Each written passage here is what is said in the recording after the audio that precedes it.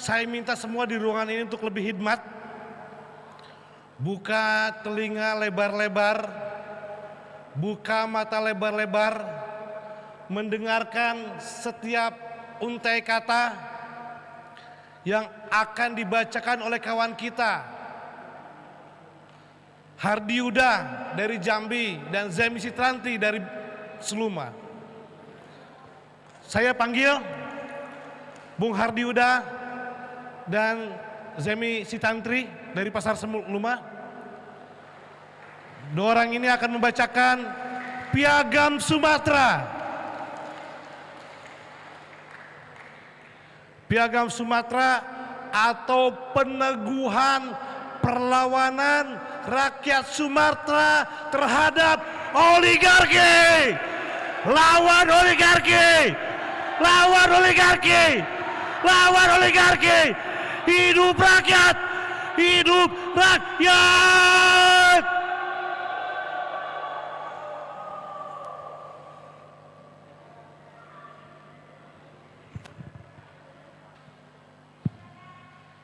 Assalamualaikum warahmatullahi wabarakatuh. Salam sejahtera buat kita semua. Kami mewakili kita semua, khususnya seluruh rakyat Sumatera, untuk membacakan Piagam Sumatera.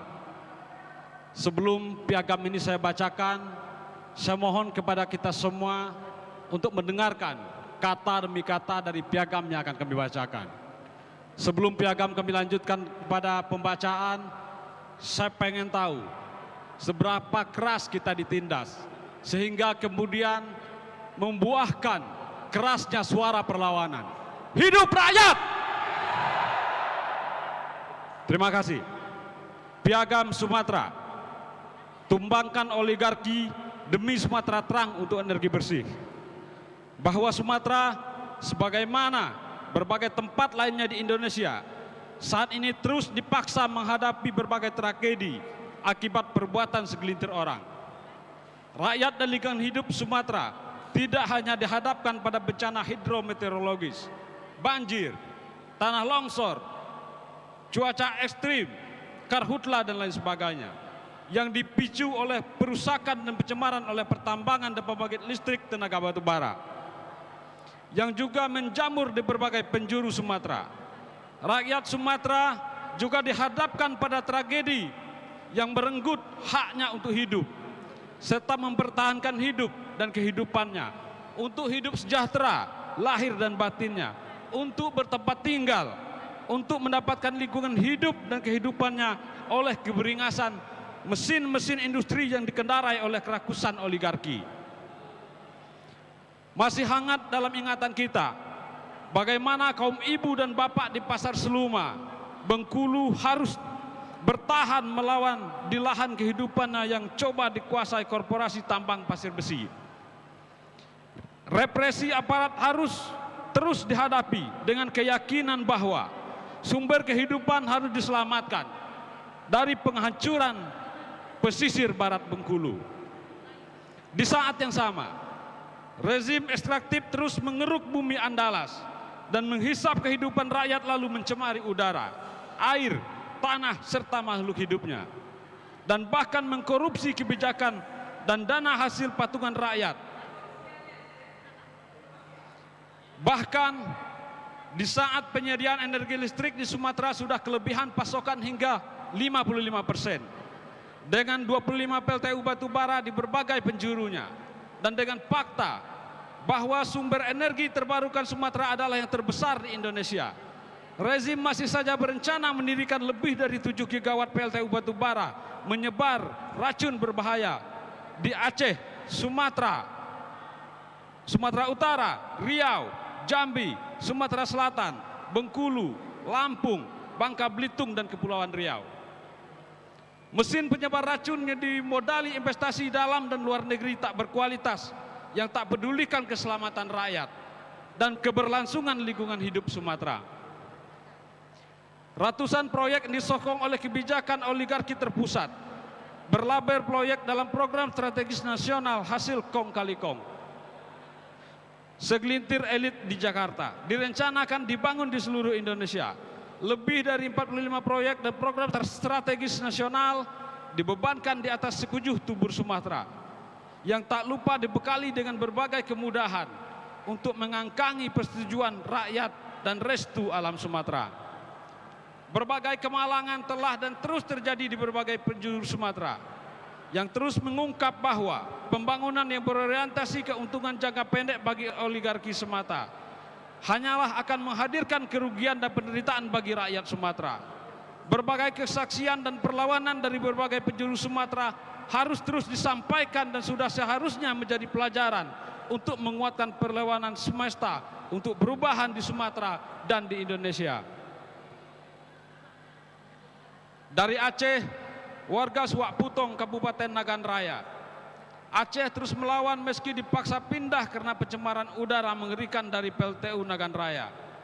Mereka tidak ingin membesarkan anak-anaknya dengan asupan abu batubara yang tiap hari dan tiap beberapa jam terus memenuhi meja-meja makan, ruang keluarga, kamar hingga ke dapur. Polusi itu telah menghancurkan sumber mata pencarian mereka. Beberapa kepala keluarga masih bertahan karena tawaran dari PLTU tidak akan pernah bisa menggantikan nilai kehidupan mereka sebelumnya. Dari Sumatera Utara, warga Pangkalan Susu akan terus melawan pencemaran lingkungan yang membuat anak-anak menderita dan kini ketergantungan pada obat-obat anti peradangan kulit, ISPA, dan penyakit lainnya yang diduga akibat air dan udara yang tercemar dari limbah pabak PLTU Pangkalan Susu. Pencemaran ini membuat kondisi perekonomian masyarakat yang tinggal di 5 desa ring 1 PLTU semakin miskin dan terpuruk. Perairan Teluk Aru tidak lagi menjadi sumber kehidupan bagi nelayan. Bahkan hasil pertanian yang dahulu menjadi primadona kini menjadi sumber hutang karena sering gagal panen. Penderitaan warga ini menjadi energi penolakan atas PLTU Pangkalan Susu. Dari Sumatera Barat, ibu-ibu di Secantang Koto, Sawah Lunto, Sumatera Barat terus bersuara lantang memperjuangkan keluarga termasuk anak-anak yang mereka menghirup udara kotor, abu batubara PLTU Tua Ombilin. Warga tidak hanya berjuang melawan pencemaran udara, namun juga berhadapan dengan pemerintah daerah yang mengabaikan mereka. Sementara itu, lubang-lubang tambang batubara beracun dibiarkan terbengkalai. Gelombang protes warga Gunung Talang, Kabupaten Solok juga menggema sejak tahun 2017 melawan proyek pembangkit listrik panas bumi yang akan berpotensi menghancurkan ruang hidup petani, mengancam sumber air, mengubah fungsi hutan lindung. 3 pejuang lingkungan hidup di penjara. Warga mendapat ancaman dan kekerasan dari negara, baik polisi, BRIMOB hingga TNI Angkatan Darat. PLTU Ombilin harus ditutup dan izin PT Hitai Daya Energi untuk eksplorasi geotermal Gunung Talang dicabut. Dari Jambi, komunitas pemuda Moro Jambi mulai menggeliat menyerukan penyelamatan ikon kekayaan budaya, yakni Candi Moro Jambi yang terancam karena dijadikan tempat penimbunan batu bara dari konsesi pertambangan. Kawasan Perjanjian Moro Jambi yang ditetapkan sebagai cagar budaya nasional dan kompleks perjanjian terluas di Asia Tenggara kini terancam oleh fasilitas stockpile batu bara. Lingkungan bersih dan sehat kini tinggal kenangan. Kemiskinan dan keberlanjutan lingkungan hidup hanya menjadi jargon dalam kontestasi politik. Di tengah situasi tersebut, negara hadir, namun dalam rangka menambah penderitaan rakyatnya melalui agenda pembangunan PLTU Jambi 1 dan PLTU Jambi 2 dengan daya 1.200 MW. Perlawanan dari hilir terus digelorakan guna menghadang proyek industri kotor dengan dalih program pembangunan nasional. Dari Riau, nelayan Sungai Siak, Kota Pekanbaru kini menghadapi sumber pencemaran baru, yakni dari PLTU Tenayan Raya. Setelah terpapar limbah industri di sepanjang daerah aliran sungai, pembakaran batu bara pembangkit energi kotor ini juga akan mengancam lebih dari 1 juta penduduk di kota provinsi Riau dan sekitarnya. Dari Bengkulu, warga Teluk Sepang, Bengkulu tak kenal lelah berhimpun dan menolak PLTU Teluk Sepang. Warga berulang kali melakukan gugatan hukum dan kampanye kepada publik tentang ancaman PLTU. Tak hanya karena polusi berbahaya batu bara, namun juga ancaman nyata kerusakan wilayah pesisir Ujung Karang akibat pembuangan air bahang. Saluran limbah tersebut tepat berada di pusat habitat ikan karang di pesisir Bengkulu yang telah menjadi wilayah nelayan mencari sumber pencahariannya. Protes terhadap ancaman kerusakan wilayah pesisir barat Bengkulu oleh aktivis tambang pasir besi juga gencar dilakukan kaum ibu dan bapak pasar Seluma. Dari Sumatera Selatan, warga Muara Maung, Lahat tak henti melawan kecanduan negara atas energi kotor batu bara. Warga Lahat telah cukup menjadi korban dari banjir lumpur yang memenuhi sungai dan lahan perladangannya akibat aktivitas pertambangan batu bara yang memasok PLTU Mulut Tambang Keban Agung.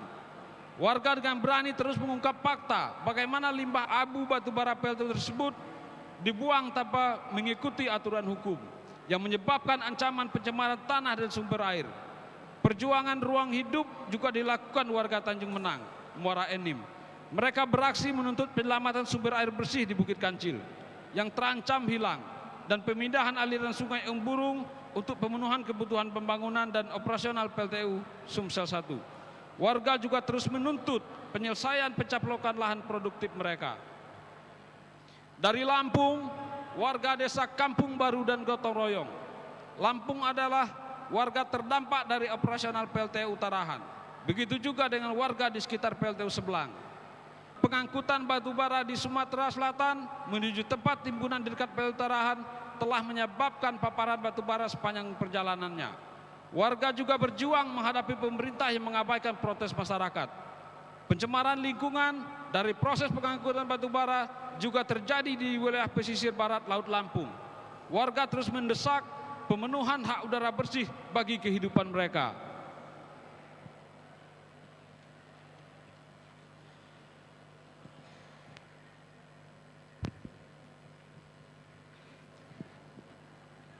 Bismillahirrahmanirrahim.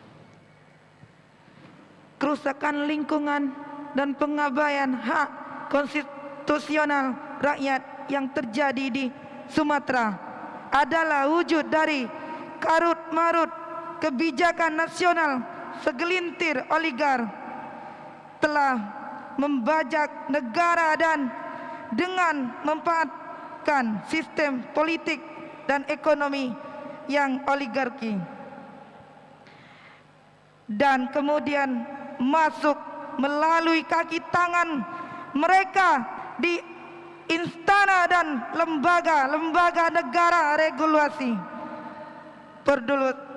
predatorsi seperti Republik, Undang-Undang KPK, Undang-Undang Omnibus Cipta Kerja, represi Undang-Undang Minerba atau Undang-Undang Ibu Kota Negara untuk memindah paksa ibu kota negara dari Jakarta ke Kalimantan Timur, lalu disusun, dibahas dan disahkan secara kilat terbaru dan tanpa konsultasi kepada publik.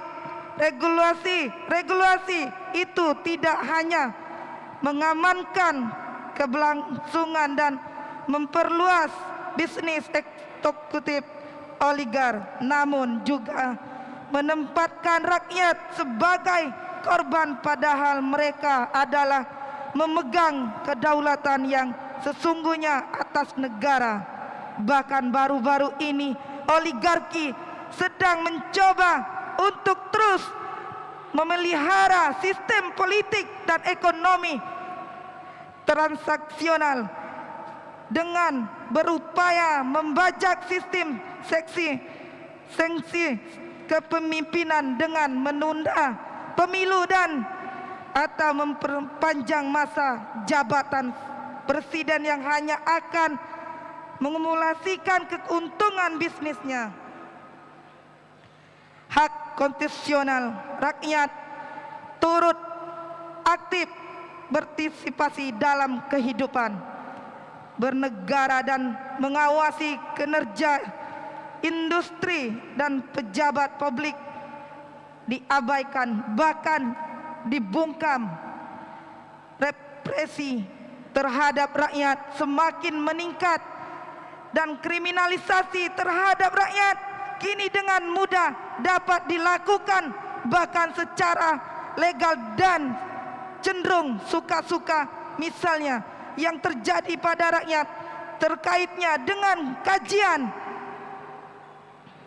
dugaan konflik kepentingan dalam menempatan militer di Papua dan keterkaitannya dengan bisnis tambang.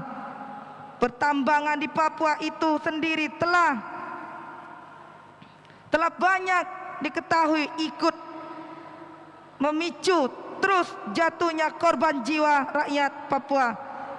Situasi ini juga terjadi di banyak tempat di Indonesia seperti di Wonosini, Sulawesi Tenggara atau di Wadas, Jawa Tengah yang terus berjuang di tengah gempurnya proyek pemerintahan dan kepentingan oligarki dalam proyek strategi nasional atau tegah seperti di Bangka Belitung dan Banyuwangi, Jawa Timur yang dikriminalisasi dengan menggunakan pasal dari hasil represi Undang-Undang Minerba yang kaya akan konflik kepentingan oligarki mineral dan batu bara itu sendiri.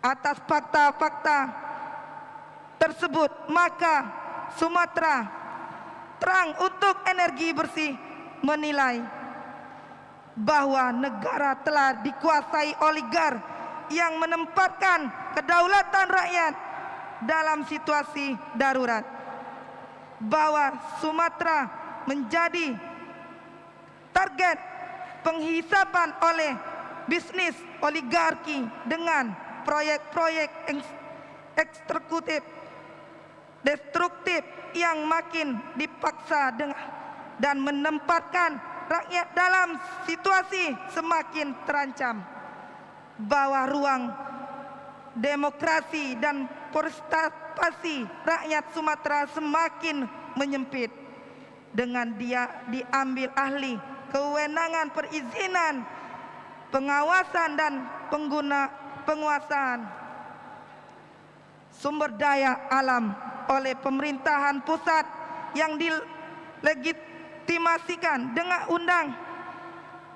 Undang Cipta Kerja dan revisi Undang-Undang Minerba, bahwa kriminalisasi dan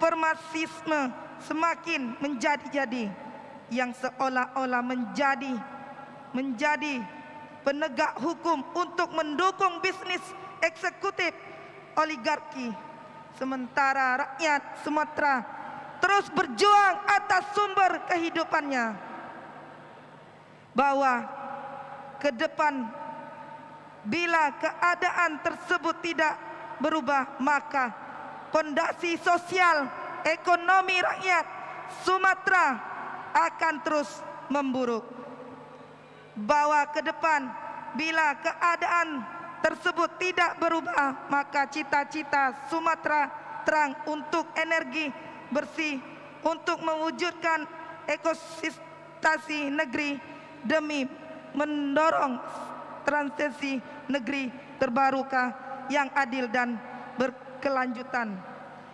mustahil untuk dicapai. Oleh karena itu, untuk mewujudkan ekosistasi energi, transisi energi terbarukan yang adil dan berkelanjutan, yang berperspektif pemilihan Sumatera energi untuk negeri bersih mendeklarasikan oligarki adalah musuh rakyat Sumatera yang tidak tanduknya harus segera dihentikan dan dominasinya harus segera ditumbangkan. 2. Pemerintahan kepada seluruh petugas negara di Sumatera mulai dari gubernur, bupati hingga kepala desa untuk melakukan tindak guna mengambil kembali kewenangan dari oligarki pemerintahan pusat di Jakarta, dan kemudian bekerja guna mengembalikan tunjuk sesungguhnya bernegara, yakni melindungi segenap bangsa Indonesia dan seluruh tumpah darah Indonesia. 3. Menyerukan kepada seluruh masyarakat komunitas warga yang hidup di Sumatera untuk bersama-sama mengawasi, menindaklanjuti setiap tindakan yang dilakukan oleh petugas negara yang akan berimplikasi kepada penghancuran kehidupan rakyat. 4. Sumatera Terang untuk energi bersih mengundang seluruh masyarakat komunitas untuk ikut bersolidaritas dan siap terpimpin dalam negara perubahan lebih luas yang tengah dijalankan. Bengkulu, Sumatera, 28 Maret 22. Terima kasih. Assalamualaikum warahmatullahi wabarakatuh.